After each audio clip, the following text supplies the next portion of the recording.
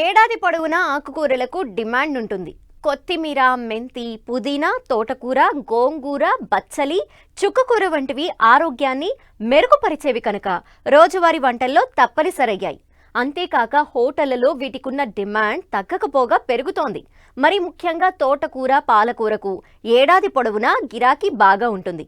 ఆకుకూరల సాగు మెట్ట ప్రాంతాలలో అనుకూలమైన లాభాలు అందిస్తాయి. వీటి సాగులో చేపట్టాల్సిన యాజమాన్య పద్ధతుల గురించి తెలియజేస్తున్నారు సీనియర్ శాస్త్రవేత్త డాక్టర్ సుధా జాకబ్.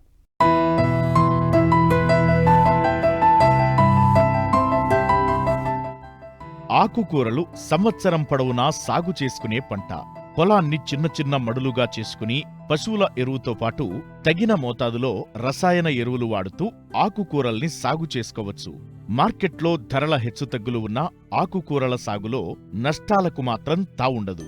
ఎందుకంటే ప్రతి 15 నుంచి 20 రోజులకు పంట చేతికొస్తుంది. ఒకసారి కాకపోతే మరోసారి రేటు కలిసొచ్చే అవకాశముంది. అందుకే ఎక్కువగా నగరాలు, పట్టణాలకు సమీపంలో ఉన్న రైతులు ఎకరం, అరెకరం భూమిలో సైతం ఏడాది పొడవునా ఆకుకూరలు సాగు చేసి మంచి ఫలితాలను సాధిస్తున్నారు. నెల నెలా డబ్బు చేతికొస్తుండటంతో పెట్టుబడికి, జీవనోపాధికి కొదవ ఉండదు. అయితే ఈ ఆకుకూరల సాగులో అధిక దిగుబడులు సాధించడానికి పలు సూచనలు చేస్తున్నారు సీనియర్ శాస్త్రవేత్త డాక్టర్ సుధా జాకబ్. మనం ఈ ఆకుకూరల్ని వేసే ముందే భూమిని 2 నుంచి 3 సార్లు మనం బాగా కలిదున్నుకోవాల్సినటువంటి అవసరం ఉంటుంది.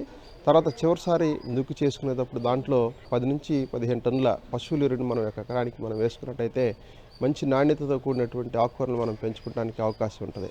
తర్వాత ఆకుకూరలు మనం సాగు చేసేటప్పుడు ముఖ్యంగా ఈ ఉష్ణోగ్రతలు ఎక్కువగా ఉన్నప్పుడు, తర్వాత ఎండవేడి ఎక్కువగా ఉన్నప్పుడు వీటి దిగుబడి తగ్గుతూ ఉంటుంది. కనుక ఆకుకూరల్లో మనం మంచి దిగుబడి సాధించాలన్నట్లయితే తప్పనిసరిగా మనం షేడ్ నెట్ని ఉపయోగించుకొని చేస్తే మనకు మంచి దిగుబడి రావడానికి అవకాశం ఉంటుంది.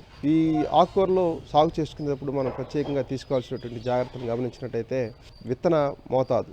తోటకూరలో మనం చూసినట్టయితే ఒక ఎకరానికి నార్మల్ పోసుకొని చేసుకున్నట్టయితే ఒక 800 గ్రాముల అవసరం అవుతూ ఉంటుంది. నేరుగా విత్తుకున్నట్టయితే 2 కిలోల విత్తనం అవసరం అవుతూ ఉంటుంది. సో వీటిని మనం విత్తుకుంటానికి ముందే మామూలుగా నార్మల్ పోసుకునేటప్పుడు అయితే 2x1.5 మీటర్లు ఉన్నటువంటి మడులుగా మనం చేసుకొని ఆ మడుల్లో మనం విత్తనాల్ని ఇసుకలో కలిపి మనం చల్లుకోవాల్సినటువంటి అవసరత ఉంటుంది. ఒక 10 గ్రాములు మనం విత్తనాన్ని తీసుకుంటే ఒక 100 గ్రాములు ఇసుకని దానికి కలిపి మనం ఆ విధంగా సమానంగా విత్తనాల్ని పొలంలో చల్లుకోవాలి. దాని ద్వారా ఈ విత్తనం సమానంగా పొలంలో వెదజల్లబడి మొక్కలు బాగా రావడానికి మనకి అవకాశం ఉంటుంది. ముఖ్యంగా మార్కెట్లో ఆకుకూరలు నాణ్యత ఉంటేనే ప్రజలు తొందరగా కొనటమే కాదు, మంచి రేటు కూడా పలుకుతుంది. కాబట్టి రైతు అలాంటి నాణ్యత కోసం సకాలంలో కలుపు, ఎరువులు, చీడపీడల నివారణ చేపట్టాలి. సో ఈ ఆకుకూరల్లో మనకి దిగుబడి బాగా రావడానికి మనకి పైపాటుగా నత్రజని యూరియా రూపంలో ఒక 20 గ్రాముల లీటర్ నీటికి కలిపి, దాంతోపాటు జిబ్రెలిక్ యాసిడ్ 50 ppm 50 ppmని అంటే 50 మిల్లీగ్రాములు ఒక లీటర్ నీటికి కలిపి మనం పైపాటుగా పిచికారి చేసినట్టయితే ఆకులు బాగా పెరిగి మంచి దిగుబడి రావడానికి అవకాశం ఉంటుంది. ఈ కలుపు యాజమాన్యం కూడా మనం చేపట్టాల్సినటువంటి అవసరం ఉంటుంది. ముఖ్యంగా విత్తనం వెదజల్లిన తర్వాత 24 గంటల్లోనే పిండిమిత అనేటువంటి మందుని 1 లీటరు నీళ్ళలో కలిపి మనం పైపాటికి పిచికారి చేసినట్టయితే మనకి వచ్చేటువంటి మొదటి దశలో వచ్చేటువంటి కలుపు మొత్తాన్ని కూడా మనం రాకుండా చేసుకోవడానికి అవకాశం ఉంటుంది. ప్రత్యేకంగా మనకి వీటిలో కూడా కొన్ని పురుగులు, తెగుళ్ళు రావడానికి అవకాశం ఉంటుంది. కనుక వాటి యొక్క యాజమాన్యం కూడా మనం చేపట్టాల్సినటువంటి అవసరం ఉంటుంది. ముఖ్యంగా తోటకూరలో గమనించినట్టయితే మనకి తెల్లటి మచ్చలు వస్తూ ఉంటుంది. వీటిని నివారించుకోవడానికి మనం మ్యాంకోజెబ్ అనేటువంటి మందు 2.5 గ్రాములు లీటర్ నీటి కలిపి మనం పైపాటుగా పిచికారి చేయాలి. తర్వాత కొన్నిసార్లు ఆకు తినేటువంటి పురుగులు వస్తూ ఉంటాయి. వీటిని నివారించుకోవడానికి మలాథియా అనేటువంటి మందుని 2.5 మిల్లీలీటర్లు లీటర్ నీటి కలిపి మనం పైపాటుగా పిచికారి చేసుకోవాలి. దీని ద్వారా పైపాటు వచ్చేటువంటి పురుగులను కూడా మనం సమర్థవంతంగా నివారించుకొని మంచి దిగుబడి సాధించడానికి అవకాశం ఉంటుంది. ఆకుకూరల్లో ముఖ్యంగా పాలకూరకు మంచి డిమాండ్ ఉంటుంది. పాలకూరలో శరీరానికి అవసరమైన ఇనుము పుష్కలంగా ఉండి రక్తహీనతను తగ్గిస్తుంది. అంతేకాదు రోగనిరోధక శక్తిని పెంచుతుంది.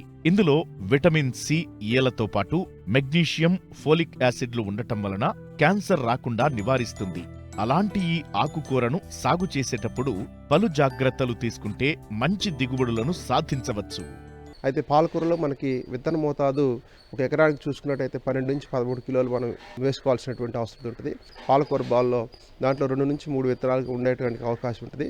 వీటిని సమానంగా మనం ఒక ఎకరం పొలంలో వెదజల్లుకున్నట్టయితే ఒక 25-30 రోజులకి మనకు మొదటి కోత వస్తుంది. తర్వాత ప్రతి 10 నుంచి 15 రోజులకి రెండో కోత, మూడో కోత అట్లా 5 నుంచి 6 కోతలు కూడా మనం పాలకూరలో తీసుకుంటానికి అవకాశం ఉంటుంది.